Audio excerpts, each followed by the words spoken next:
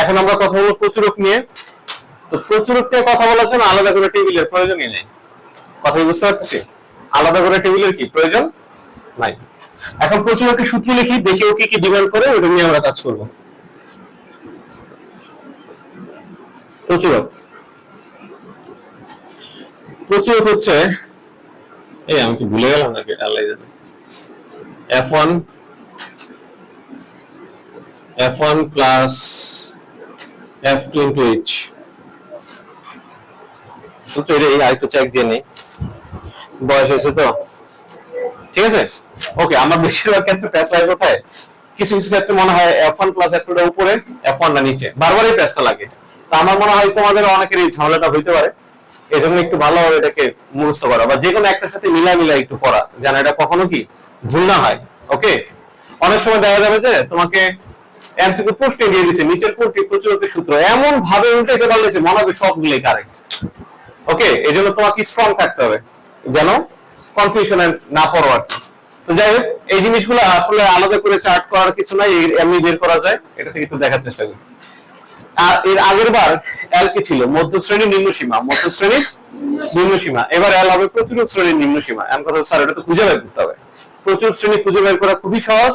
যেখানে গণসংখ্যা প্রচুর সেটাই প্রচুরক শ্রেণী। যেখানে গণসংখ্যা প্রচুর, প্রচুর মানে কি অনেক, তো গণসংখ্যা সবচেয়ে বেশি কোথায় আছে, তাহলে এটাই হচ্ছে আমাদের প্রচুরক শ্রেণী।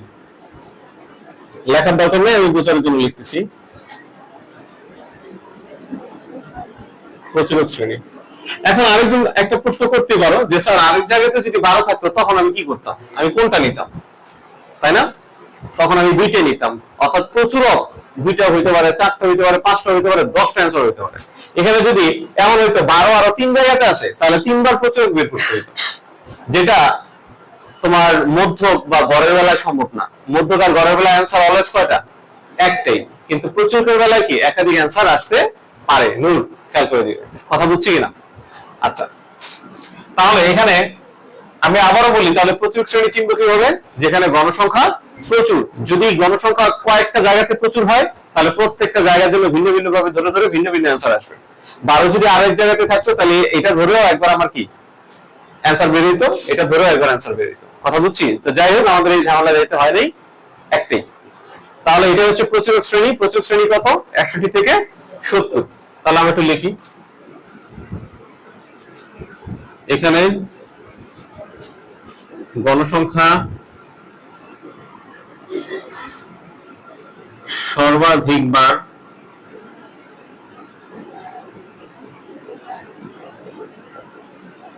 রয়েছে 61 থেকে 70 শ্রেণীতে।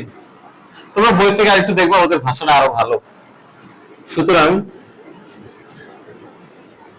প্রচুর শ্রেণী মানে বোর্ড বইটাকে ফলো করবা। প্রচুরক শ্রেণী 61 থেকে, উদাহরণে আছে প্রচুরক শ্রেণী 61 থেকে 70। তাহলে প্রচুরক শ্রেণীর নিম্ন সীমা, নিম্ন সীমা কত, 61। তাহলে এটাই কি আমাদের এল। এখন আসো F1 কি, আমি এদিক দিয়ে লিখি, তাহলে তোমার বুঝতে সুবিধা হবে। তাহলে এখানে এল মানে হচ্ছে 61, F1 মানে কি, F1 মানে হচ্ছে প্রচুরক শ্রেণীর গণসংখ্যা থেকে তার পূর্ববর্তী শ্রেণীর গণসংখ্যা বিয়োগ। তাহলে কত হবে, 12 মাইনাস 8 সমান কত বলো তো, 4। F2 হচ্ছে প্রচুরক শ্রেণীর গণসংখ্যা থেকে তার পরবর্তী শ্রেণীর গণসংখ্যা বিয়োগ, তাহলে কত, 5। কত বলো তো, 7। তাহলে এখানে আসলো 4, 4 যোগ 7, আর এই তো 10 আগের থেকে চলতেছে। এখানে 61, এখানে 4, 11, 10, 61, 4, 11 কত, 44। হ্যাঁ হ্যাঁ, আচ্ছা 40, 40 ভাগ 11, 40 ভাগ 11, একটু ক্যালকুলেটর দাও তো।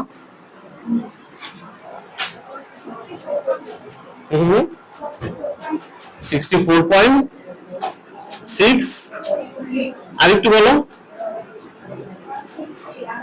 আবারও 63। আচ্ছা, এবার প্রায় লিখে দাও। নরমালি 3 ঘর রাখতে হয়, আমি একটা এক্সট্রা বেশি রাখলাম, তারপর প্রায়। কথা বুঝছি না বলেন তো, কার কোনো প্রশ্ন আছে?